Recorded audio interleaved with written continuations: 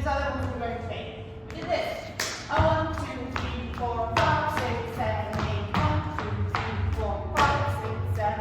1, 2, 3, 4, 5, 6, 7, 8. And then you can do them for like 8 counts, which is kind of forever, or shorter, 2 counts. So kind of mix and match however. This is called skating. And then we did trucking. So we did this. 1, 2, 3, 4, 5, 6, 7, 8, 8, 4. We talked about how you really want to have your weight moving forward. It's really hard to do it this way, and you end up not stepping on one, right? It's kind of like 1, maybe 2, yeah?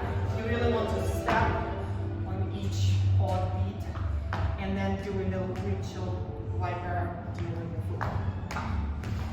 And then we did fishtails. We did this. 1, 2, 3, 4, 5, 6, 7, 8. We started very simple, where you just turn here, step back, turn, step back, like robots. And then you add some of the swoosh to it too, and that drag. And then we did, what else did we do? And then we did camel walks. First, practice just this. Start walking with it.